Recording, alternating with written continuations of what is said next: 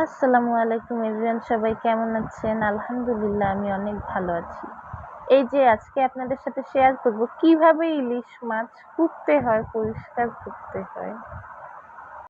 তো এখানে আমার আম্মু ইলিশ মাছের এগুলারে কি বলে আমি জানি না, ওগুলা চামচ দিয়ে খোঁটায় খোঁটায় উঠাইলো, তারপর এগুলা আর কি পলিথিনের মধ্যে ভরতেছে। এখন মনে হয় মাছটা কাটবে, এই যে কাটতেছে।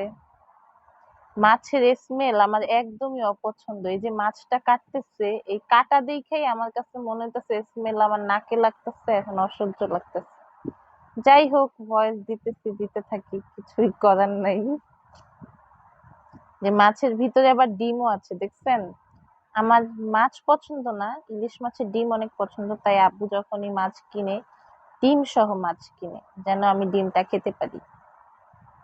তো এই যে মাছটা ভালো মতো আমার আম্মু ধুইতেছে, ধুইতেছে তো ধুইতেছে, ধুইতেছে তো ধুইতেছে, ধুইতেই আছে।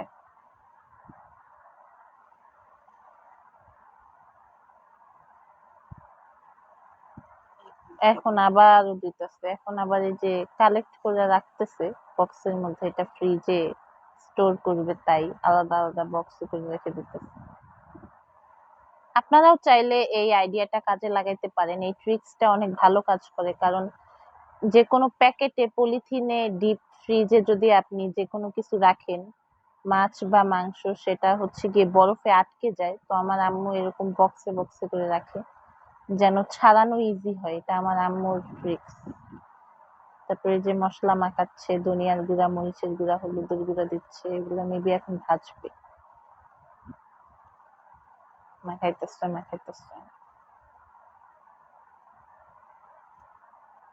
কেমনে যে মানুষ মাছ খায়, এই ভিডিও দেখে আমার মাথা ঘুরাইতেছে। যে এখন মাছ ভাজতেছে, তেলের মধ্যে দিয়ে দিল। বাহ, এর মধ্যে ভাজা হয়ে গেছে। এত জলদি কিন্তু হয় নাই, ভিডিওটা ফাস্ট মোশনে করা, এর জন্য এমন মনে হইতেছে, কিন্তু টাইম লাগছে। আপনারা টাইম দিবেন ভাজার সময়। তারপরে এটা উঠায় ফেললো।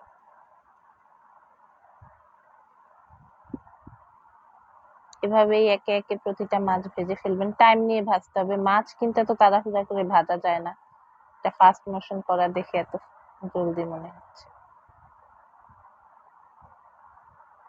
এখন একটা মাছের ডিম মেবি নরম হয়েছিল, সেটা আম্মু এভাবে মশলা দিয়ে ভাইজা ফেলছে তেলের মধ্যে। এটা খাইতেও অনেক মজা লাগছে। আপনারা চাইলে যেই মাছটা এমন মাছের ডিমটা এমন নরম হয়ে যাবে, আপনারা এভাবে মশলা দিয়ে ভাইজা ডিরেক্ট তেলে ভাইজা খাইতে পারেন, মজা লাগে। তারপর এগুলারে কি বলে, পেঁপে মনে হয় ধুইতেছে, লাউ ধুইতেছে। কি একটা অবস্থা, আমি পেঁপে আর লাউ এখন পর্যন্ত চিনলামই না। আমি খাইতে পারি, চিনি না কিছুই, কারণ কাজ করি না তো। এই যে চিংড়ি মাছ ধুইতেছে, এই ছোট চিংড়ি মাছ যেই তরকারিতে দিবেন সেই তরকারির টেস্টই বাইরে যায়। এখন আবার এই যে মাছের ডিমের মধ্যে আমরা চলে আসছি, দেখেন ডিমগুলা ভাজা হয়ে গেছে এরই মধ্যে।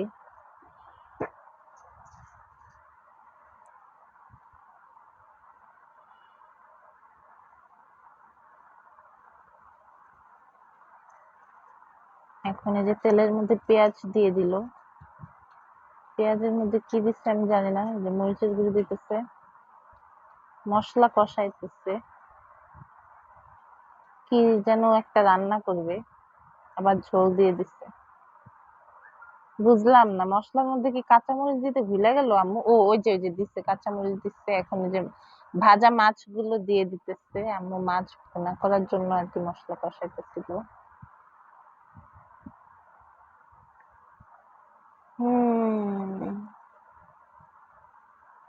যারা ইলিশ মাছ পছন্দ করে তারা এই ভিডিওটা দেখে তো তাদের মুখে পানি এসে পড়বে, কিন্তু আমার তো মাছ ভালো লাগে না।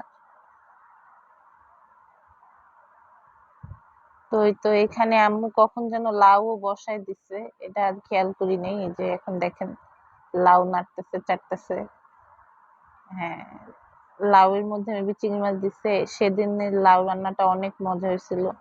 এন্ড আপনারা যে কোনো তরকারিতে যদি এই ছোট ছোট চিংড়ি মাছগুলো দিয়ে দেন, তরকারির টেস্ট আরো 10 গুণ বেড়ে যাবে। আপনারা সবাই এই চিংড়ি মাছ দিয়ে তরকারি রান্না করার ট্রাই করবেন এবং খেয়ে দেখবেন কেমন লাগে।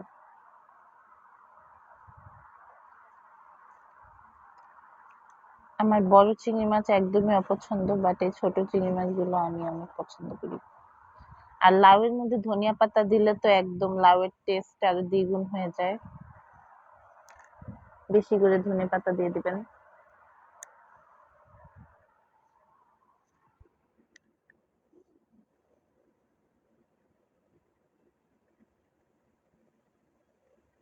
বাস শেষ। এভাবেই আমাদের রান্নাবান্না শেষ হয়ে গেল।